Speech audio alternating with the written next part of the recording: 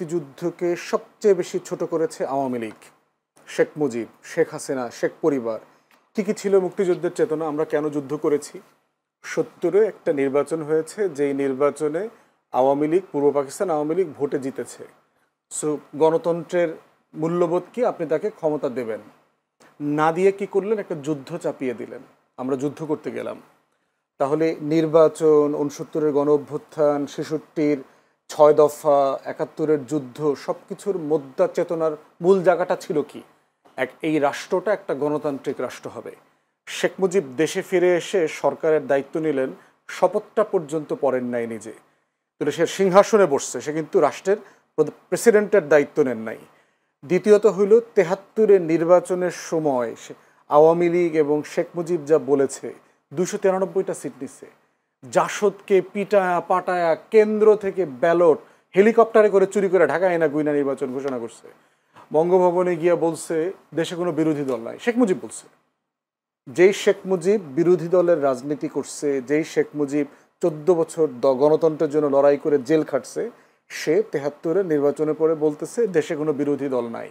সেই শেখ মুজিব বাংলাদেশে ৪র্থ সংশোধনী করে বাকশাল জাতীয় দল কায়েম করছে। সেই শেখ মুজিব বাংলাদেশে সকল পত্রিকা গণমাধ্যম নিষিদ্ধ করে দিয়েছে। সেই শেখ মুজিব দেশের সকল রাজনৈতিক দল বিলুপ্ত করে দিয়েছে, ইনক্লুডিং আওয়ামী লীগ। আওয়ামী লীগকে সে বিলুপ্ত করে দিয়েছে। তাহলে যেই কারণে আমরা ৬ দফাকে আমাদের মুক্তির দলিল বলেছিলাম, যেই কারণে ৬৯-এর গণ অভ্যুত্থান হইল, যেই কারণে পূর্ব পাকিস্তান আওয়ামী লীগকে ৭০-এর নির্বাচনে মানুষ ভোট দিল, যেই কারণে আপনার ৭১-এর যুদ্ধ হইল, লড়াইতে এই তাজউদ্দিনের প্রবাসী সরকার সবাই মিলে যুদ্ধ করলো, তার প্রত্যেকটা ফাউন্ডেশন স্টোনকে এই শেখ পরিবার, শেখ মুজিব, আওয়ামী লীগ ধ্বংস করে দিয়েছে ৭২ থেকে ৭৫-এ। ঠিক একই জিনিস আপনি গত ১৬ বছরে দেখেন। মুক্তিযুদ্ধের চেতনা কি জিনিস? একটা রাষ্ট্র গণতান্ত্রিক হবে, এই রাষ্ট্রে স্বাধীন থাকবে, সার্বভৌম থাকবে। অথচ এই আওয়ামী লীগ দিল্লি প্রণব মুখার্জির সাথে মিটিং করে, দালালির নির্বাচন করে, ইলেকশন ইঞ্জিনিয়ারিং করে ২০০৮-এ ক্ষমতায় আসছে। এই আওয়ামী লীগ ২০১৪-তে একতরফা নির্বাচন করেছে, ১৮-তে রাতে করেছে, ২৪-এ দামি নির্বাচন করেছে। জাতীয় পার্টির মতো একটা জাতীয় নিরাপত্তা হুমকি এইরকম একটা দলকে সে বি টিম আকারে কাজ করেছে, যেই দলটা ৮১-তে হাসিনাকে এনে ৮২-তে নতুন কু করে দল বানায়া জিয়াউর রহমানকে হত্যা করে আওয়ামী লীগকে পুনর্বাসন করছে। তাহলে আপনি মুক্তিযুদ্ধের চেতনা কি জিনিস? আপনি অধিকারের লড়াই করেছে, তো শেখ মুজিব করেছে, ১৪ বছর জেলে ছিল। সেই অধিকারের প্রত্যেকটা ধারা উপধারা লঙ্ঘন করেছে হচ্ছে আওয়ামী লীগ গত ১৬ বছরে। মুক্তিযুদ্ধের চেতনা কি জিনিস? মুক্তিযুদ্ধের চেতনা হচ্ছে আপনি রাষ্ট্রে অর্থনৈতিক সাম্য কায়েম করবেন, মানবিক মর্যাদা কায়েম করবেন, সামাজিক সুবিচার ইনসাফ কায়েম করবেন। দেশের প্রত্যেকটা প্রতিষ্ঠান ধ্বংস করে দিয়ে এই রাষ্ট্রে কোথায় মানবিক মর্যাদা কায়েম হয়েছিল? আমাদের ন্যূনতম মানবিক মর্যাদা ছিল যেই রাষ্ট্রের RAB, police, DB, SB, DGFI, NSI রাত ২টার সময় উঠে দেশের নাগরিককে তুলে নিয়ে যায়, ৬,৫০০ ক্রসফায়ার করেছে, হাজার হাজার লাশের এখনো দিশা নাই।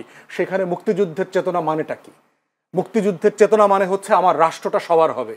এই মুক্তিযুদ্ধের চেতনা মানে কি ২৩৪ বিলিয়ন ডলার বিদেশে পাচার করা?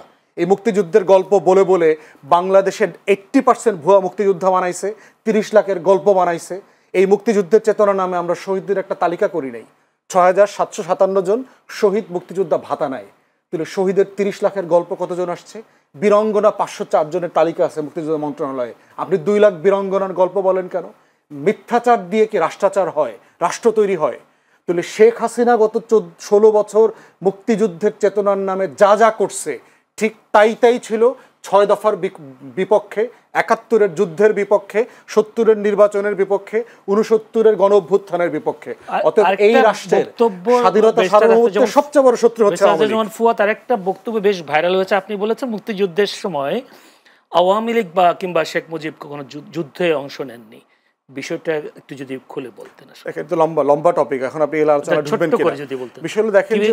২৫শে মার্চ যখন গোল table round table meeting fail করলো, সন্ধ্যার পরে ইতিমধ্যে ক্র্যাকডাউনের প্রিপারেশন চলছে। আওয়ামী লীগের নেতারা খবর পেয়ে গেছেন রাতে ক্র্যাকডাউন করবে। তাজউদ্দিন আহমেদের ডায়েরিতে পড়বেন লিখছে, তাজউদ্দিন আহমেদ ৩২ নম্বরে গেছে, গিয়ে বলতেছে মুজিব ভাই আমরা তো পালাইতে হবে কিছুক্ষণ পরে, তো আপনার একটা বক্তব্য, এবং সে একটা রেকর্ডার নিয়ে গেছে, কাগজ কলম নিয়ে গেছে, যে আপনি একটা বক্তব্য রেকর্ড করে দেন, আমরা তো ছিন্ন বিচ্ছিন্ন হয়ে যাব, দেশে যুদ্ধকে অর্গানাইজ করতে হলে আপনার একটা বক্তব্য লাগবে। সেটা দিতে অস্বীকার করেছে। এরপর বলছিল ঠিক আছে আপনি কাগজ কলম একটু লিখে দেন, লিখে একটু সাইন করে দেন, আমরা কি পড়বো আপনার পক্ষ থেকে, মানুষকে জানাবো, এটা প্রয়োজন আমিই পড়বো আপনার তরফ থেকে।